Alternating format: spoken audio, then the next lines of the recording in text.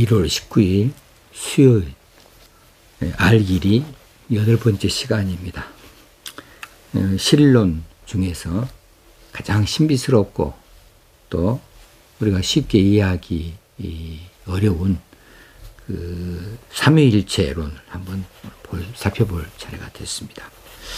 삼위일체의 이 교리라고 하는 것은 우리가 그냥 믿음으로 받고 이해해야지 인간의 이성 지성으로 파악하려고 하면 이게 이해를 들 수가 없어요. 그래서 참으로 신비스럽고 어려운 부분이다 말하지 아니할 수가 없습니다. 그런데 성경에서는 그렇게 또 우리에게 보여주시고 있으니까 뭐 삼위일체란 말이 한 번도 나온 것은 없지만, 그런데 분명히 하나님 안에 새 위격으로 계시는 그 일들을 우리에게 나타내 보여주시고 있으니까 삼위일체 교리가 생기게 된 것이지요. 자, 하나님은 본질상 한 분이시다. 그런데 이 한 분 하나님 안에 성부, 성자, 성령이라고 불리우는 삼위가 존재한다. 이렇게 말하는 거죠. 그 세 인격을 가지고 계신다. 한 하나님 안에, 이런 말입니다. 그래서 영어로 말하자면 Three persons in one God. 하나의 하나님 안에 세 인격이 계신다라고 하는 거죠. 그래서 이 삼위라고 하는 것을 인격으로 영어에서는 표현을 했습니다. 한 하나님 안에 세 인격을 가지고 계시지만 그 세 인격이 따로따로 독립적이지 아니하시다. 세 분으로 나뉘어져 있지 아니하다. 세 개의 어떤 개체가 아니다. 오히려 이 세 위격 안에 신적 본질이 그 안에서 세 가지 양상이고 형태로 나타난다는 거죠. 그러면서 동시에 이 세 위격은 서로 인격적 관계를 가지시고 그런 성격들을 각각 가지고 있다. 그래서 three persons라고 한 겁니다. 성부는 성자에게 말씀하실 수 있고요. 또 성자는 성부에게 말씀하실 수 있고요. 성부와 성자는 성령을 파송할 수 있는 것이다. 이런 내용들이 성경에 기록이 되어져 있습니다. 삼위일체 교리의 이 오묘한 이 신비는 삼위 중 각 위가 신적 본질의 완전성을 소유하고 있다.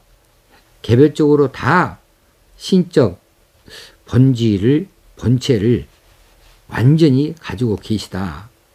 그리고 삼위의 테두리를 벗어나서 그 밖에서 존재하지 아니한다. 존재할 수 없다. 이라고 하는 사실이죠. 그러니까 우리 이성으로는 이게 잘 인정이 안 돼요. 그래서 이제 신학교에서는 이 삼위일체론에 대해서 성도들에게 무슨 비유를 들어서 이렇게 저렇게 말하는 것, 이게 이해를 돕기 위해서 말한다는 것이 오히려 다른 부작용을 일으킬 수 있으니 조심해라 하는 이야기들을 교수님들이 자주 하십니다. 얼마나 어려우면 그러겠어요. 참 신비입니다. 이 신비가 이제 로마 캐톨릭 교회에서는 우리가 천국에 가게 되어지면 거기서 이제 이 비밀을 알게 될 것이다. 이렇게 이야기하지만은 우리는 그렇게 인정하지 않습니다.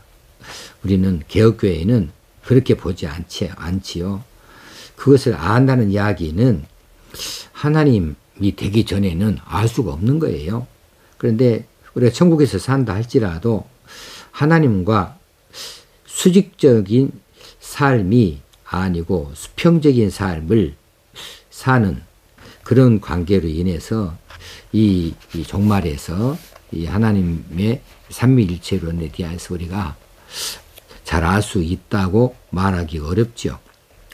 그만큼 신비스러운 것이다 하는 거예요.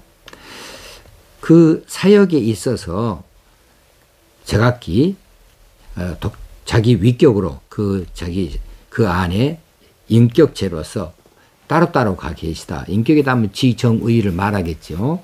지정의가 따로따로 그걸 가지고 활동을 하시지만, 그런데 그렇다고 해서 결코 따로가 아니다. 근데 그 성자 하나님이 곧 하나님이시고, 성령 하나님이 또 하나님이시고, 성부 하나님도 또 하나님이시고, 전체가 다 이루지만은 또 나뉘어진다 할 때에도 그 나뉘어진 것 안에 무엇 하나 부족한 것이 없이, 또 한 위가 다른 어떤 한 위에 종속되어지거나 또 그것을 지배하거나 하는 것이 결코 없이 하나다라고 하는 거죠. 그래서 어려운 거예요. 자, 이 삼위일체의 성경적 증거들이 있습니다. 이건 뭐 지어낸 것이 아니고 성경에서 이렇게 말씀하고 있으니까 이것을 이제 그 교리로서 삼위일체 교리라고 우리가 받아들이는 거죠. 구약 성경에 보면 하나님은 스스로 계신 분으로, 홀로 계신 분으로 분명히 소개하고 있지만, 그러면서도 또 하나님 자신을 복수형으로 말씀을 하셔요. 창세기 1장에 보면 하나님이 이르시되 우리의 형상을 따라 우리의 모양대로 우리가 사람을 만들고, 여기서 우리라고 하는 말씀을 쓰죠. 하나님께서 사람을 만들자 할 때에 우리의 형상을 따라 우리의 모양대로 우리가 사람을 만든다는 거예요. 그래서 하나님 한 분이신데, 예, 한 분 맞아요. 한 분 맞는데 그 안에 위격이 서로 달라서 천지 창조하실 때에 성부, 성자, 성령 이 삼위께서 세상을 지으셨고 사람을 또 지으실 때 작용을 하신 것이지요. 또 이사야서 48장에 보면 주 여호와께서, 여기서 주 여호와는 성부 하나님을 가리킵니다. 나와 그 신을, 여기서 나와는 성자 하나님을 가리키고 그 신을, 이건 성령님을 가리키죠. 보내셨느니라. 주 여호와께서, 성부 하나님께서 나와 그 신을, 그러니까 성자와 성령을 보내셨느니라, 이런 말씀을 하고 계십니다. 신약 성경에서도 보면은 성부, 성자, 성령을 각각 다 하나님으로 인정하고 있는 부분들을 우리에게 보여주고 있어요. 로마서 9장 5절에도 그리스도가 그들에게서 나셨으니 세세의 찬양을 받으실 하나님이시니라. 그리스도가 하나님이셔요.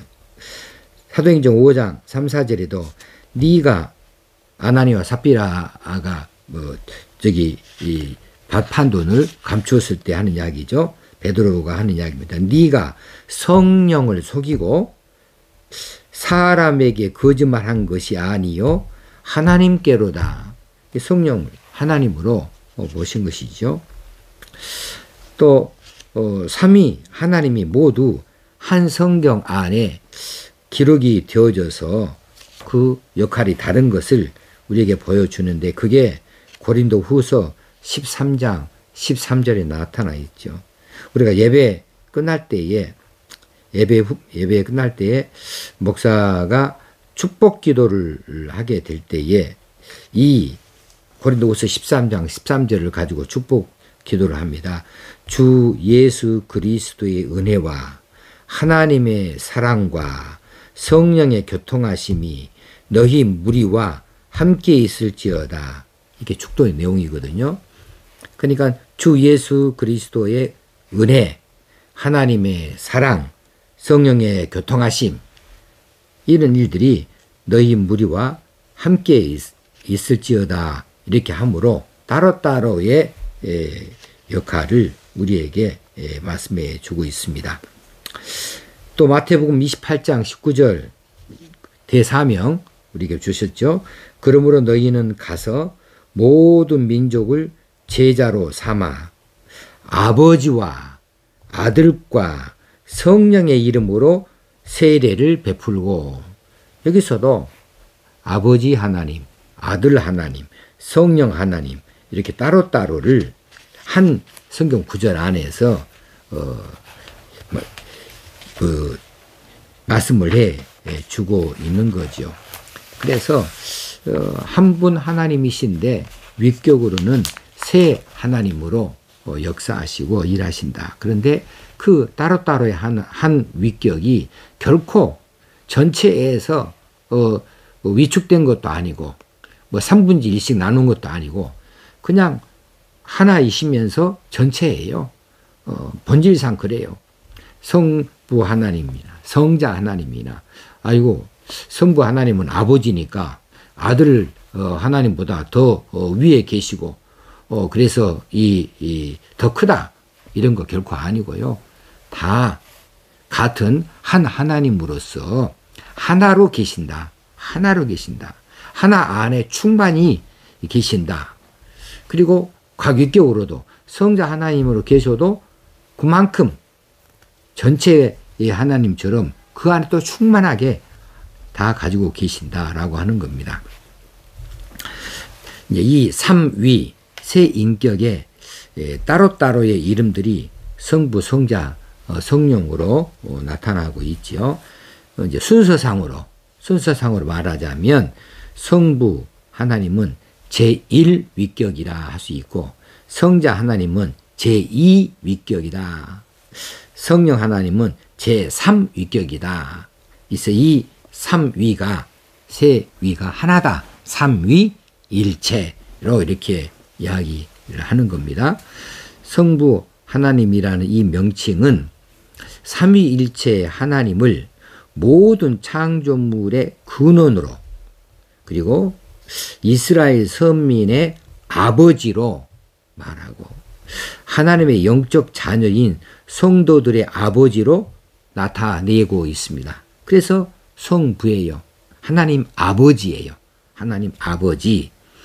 근데 이 하나님 아버지께서 모든 창조의 근원으로서 이렇게 나타나고 있는 거죠.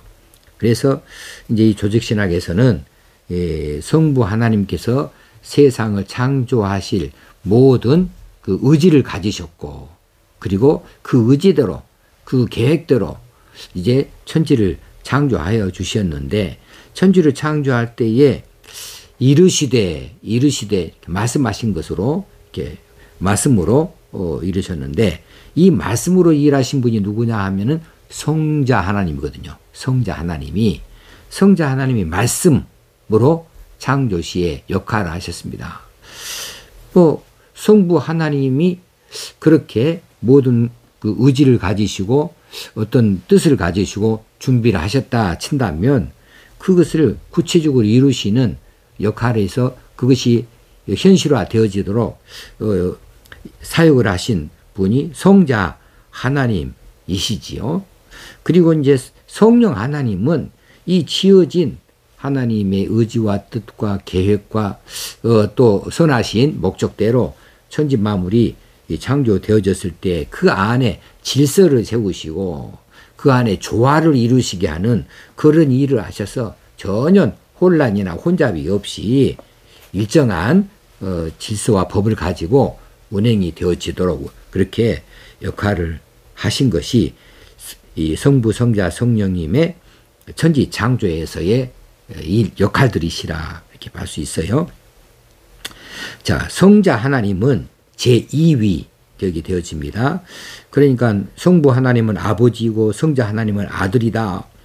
그래서 아버지의 명령을 받들어서 순종하여서 성자 되신 하나님께서 세상에 들어오시는데, 세상에 들어오셔서의 이름이 예수 그리스도라. 이렇게, 그래서 예수 그리스도가 아버지 하나님을 순종하셨다. 그리고 그분이 하늘에 계신 하나님 아버지를 향해서 아버지여, 아버지여 이렇게 불렀다. 그건 구속사에서 역할이 그래 하셨어요. 그렇다고 해서 성자 하나님이 성부 하나님에게서 태어나셨다, 이건 아니죠. 만세 전부터 아주 영원 전부터 그저 한 하나님 안에 성부 하나님, 성자 하나님과 함께 계셨던 것이죠. 그래서 성자의 인격적 특성이라고 하는 것은 성자 하나님께서 성부에게서 영원히 탄생하셨다. 이게 참 어려운 말이에요. 영원히 탄생했다. 영원 전에 성부에게서 탄생했다. 영원히 탄생했다. 우리 그 시점도 알 수 없고 그저 성부 하나님, 성자 하나님이 구속사에서 우리를 죄 가운데서 구원하시는 구세주로 오시는 이 역할에 있어서 그저 아버지의 뜻을 받드는 그 일을 순종하여 수행을 하는 그 아들의 모양새로 이제 그 역할을 맡으신 것을 보면서 성자 하나님 이렇게 부른 것이에요. 자, 사도행전 13장 33절에 보면 곧 하나님이 예수를 일으키사 우리 자녀들에게 이 약속을 이루게 하셨다 함이라. 시편 2째 편에 기록한 바와 같이 너는 내 아들이라 오늘 너를 낳았다 하셨고, 예수 그리스도와 하나님과의 관계에 대해서 너는 내 아들이라 오늘 너를 낳았다 이런 말씀을 주심으로 하나님 아버지, 성자 하나님 이렇게 이름을 우리가 짓도록 그렇게 근거를 찾을 수가 있는 것이죠. 자, 그럼에도 불구하고 성자 하나님 예수 그리스도에게도 하나님이란 명칭이 쓰여지고 있는 거지요. 계속해서. 그래서 그 성자 하나님에게 신적 본성이에요.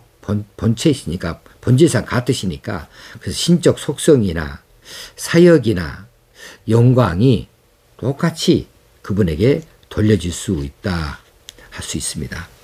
세 번째는 성령 하나님이시죠. 순서상으로 제3위로 성령 하나님이라 꼽습니다. 성령은 흔히 잘못하면 하나님의 어떤 능력으로 그렇게 오해할 수 있고 어떤 보이지 아니하는 영으로만, 하나님의 영으로만 이렇게 생각할 수 있는데 성령은 하나의 인격이에요. 분명히 인격으로 등장하십니다. 성령을 근심한다. 성령께서 근심하신다. 이런 것은 다 하나의 인격인 것을 말씀해 주시지요.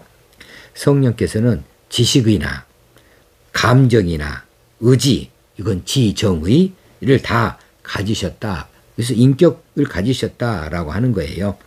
근데 이 특별한 특성이 이 성령에게 있어요. 그것은 성부와 성자로부터 영원부터 발생하셨다라고 하는 거죠. 성부와 성자로부터 발생을 하셨다. 그러면 성령의 이 사명은 무엇이냐? 성령께서 사명은 이제 신약에서 예수 그리스도의 구속 이후로 성령께서 어떤 사명을 띠시냐 하면 이제 예수 그리스도의 구속을 완성하는 거예요.